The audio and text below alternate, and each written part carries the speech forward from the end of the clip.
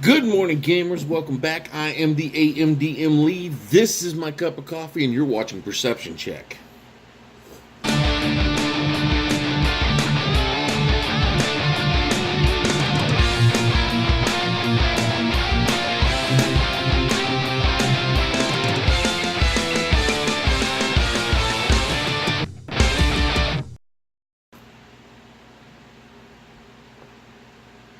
Oh, sweet ambrosia.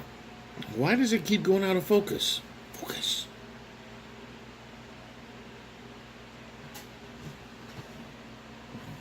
Oh, okay. Sorry about that, guys. So, today on Perception Check, we're going to talk about Knights of the Dinner Table. For those of you who don't know, Knights of the Dinner Table is it's a comic book. Now, this comic book has been around since, what was it? The first publication of the strip ran in Shadis issue 2, the March-April issue in 1990. And it's run in it's run in Shadis, it's run, the first 3 issues were published by Alderac Entertainment Games from 94 to 95. And then it's gone through a lot of different incarnations. But it is also one of the longest running comic books since the thing started.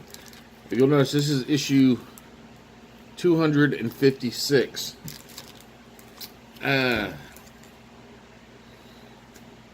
It has run, if I'm not mistaken, consecutively without starting over. So there's not ever been another new number 1. It has just been a continuation. And what it is basically a group of role players playing Dungeons and Dragons. Well, in their world, it's called Hackmaster. And they used a lot of second edition rulings and such for the strip. And then when 3rd edition came out, the company gave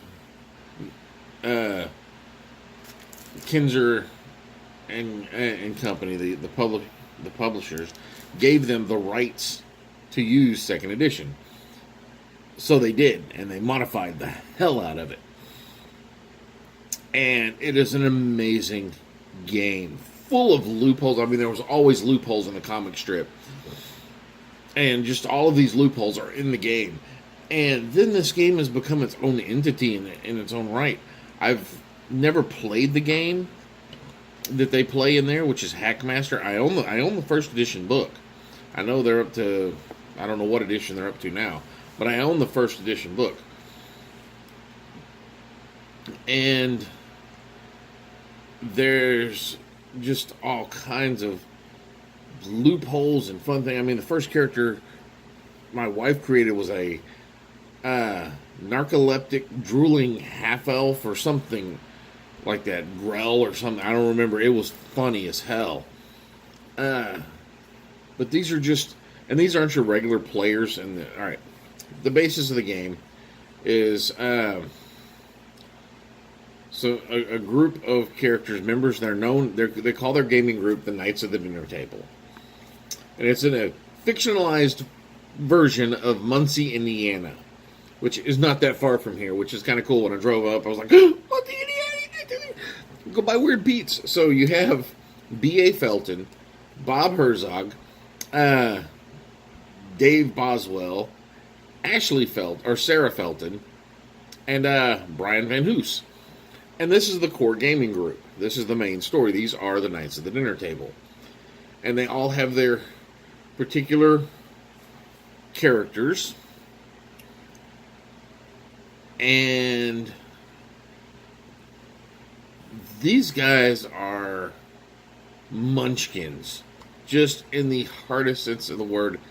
BA is the the GM who runs the game and is constantly being downtrodden, and just he's a failed game designer, works at a pizza shop. You feel bad for this guy, but he's brilliant. Now this was all put together. Oh, I'm getting ahead of myself. I love this comic strip.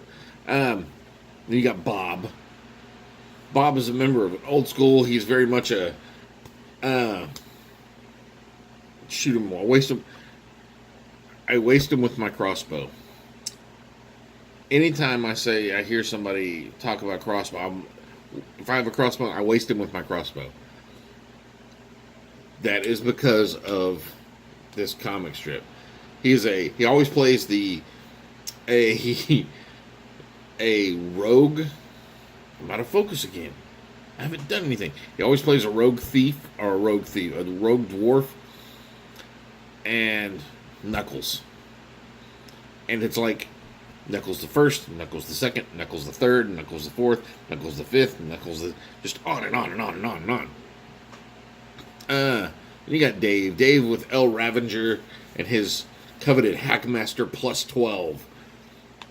Just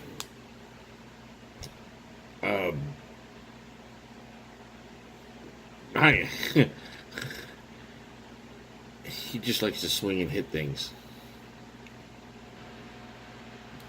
Then you have Sarah in the group. Sarah's actually the role player in the group. She loves the story that develops. So usually she talks the guys out. She's the voice of reason within the group. And then the last one you have Brian. Brian is like an ex-GM who has stepped away from the screen, and he knows all of the rules. He's a power gamer. He's a rules lawyer. He knows every little intricacy. And it is I can't say too much. I love this strip. I have to say, I've had a little strip published within their strip. They have a little like guest artist panels type thing. So I have a little strip in a couple of issues, and I love it. I can't say too much more about this. I love it. I'm going to put a link to Kinzer and Company so you can check out some of their stuff. It was written by Jolly Blackburn. Jolly and Barbara are both very active in several of our communities. Crafting community, the Tabletop Crafters Guild, D&D, the Knights of... I see Barbara and Jolly's post all the time. I love these guys. And this is just a really funny ass comic book to get. It's just about a bunch. If you like Critical Role, you would like this comic book. That's all I'm saying. This was before Critical Role. They got things like Cattle Punk. It's their Western stuff. Space Hack, Hackmaster, Space Hack. There's all the genres. I'm going to go over just a little bit. I'm going to read off some of these. Where'd it go? Those are the other players. The fictional games. Hackmaster, Space Hack, Scream of Calamachu, Cthulhu, Hacknoia, Heroes and Zeros, Cattle Punk, Crime Nation, Dog, Vampires, Lord of Darkness, World of Hackcraft, Spelljacked, Fairy Meat, Risk, Island of Catan, Treason Hackers, Road Hack, The Great War, and Virulence, a game of biological warfare. There's a lot of fun stuff in here. And that's all I got to play, guys. If you like these videos, please click on the like button. If you think someone else would like them, please click on the share button. Every like's an inspiration, every share's an advantage, and every subscription is an experience point. Help me gain 300 experience points so I can get to second level. And that's all I've got for now. Oh yeah, for every video you share, the AMDM does hereby authorize you to have 10 experience points. That's all I've got. Go forth and roll some dice.